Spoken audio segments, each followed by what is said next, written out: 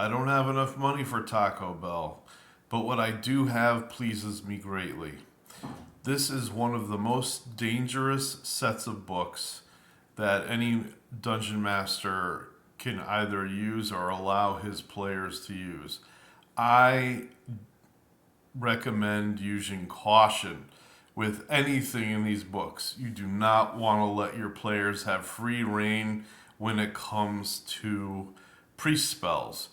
You want to, if anything, have the gods in your campaign, maybe have one, two, perhaps three spells that can be traded or given to the priest for free once per day, that sort of thing.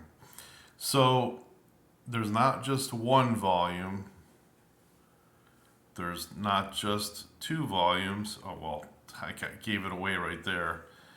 There are three volumes.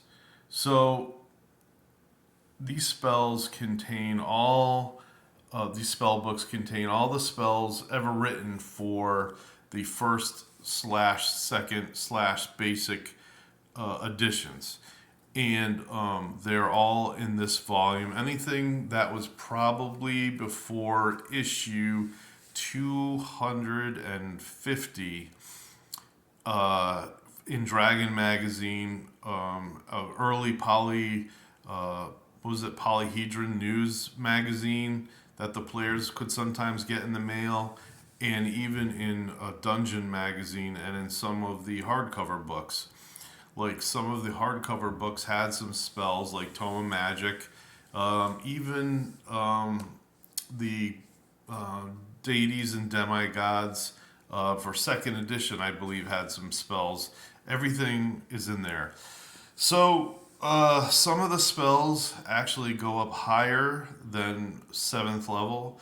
There are 8th level and 9th level spells. We're talking about spells that will reshape worlds, like giant tidal waves and stuff like that, which will destroy cities, which are only maybe once in a lifetime ever handed out to a priest from a god.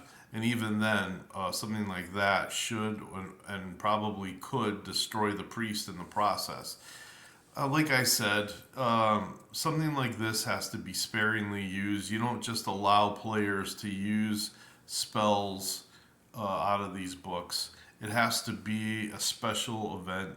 Otherwise, just give them the basic spells, and again, perhaps one, two special spells that only their god have given them. That's exactly what I did in my campaign. I will show you eventually what I did. I even made a couple of spells, but it's nothing too powerful. It's something that has to be carefully judged by the dungeon master, because they should not be as powerful as wizards. They're there for primarily healing, secondary spell casting. I mean, they should have come out years ago with a better what's that spell? The spell where you throw a hammer and the hammer attacks for the priest. That, I mean, there's some spells I can agree that need some polishing, and those I would change a little bit for the game. Spiritual hammer, that's it. But for the most part, I think all the spells are fine. If you really dig deep and use the spells intelligently, like light, darkness, and all that, you can use spells against your enemies very well.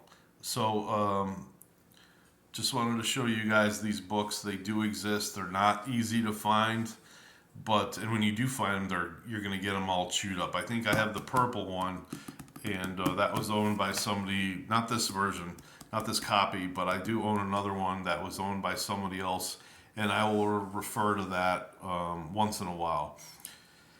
But otherwise, these don't get much use, which is on purpose. So anyway, have a good evening.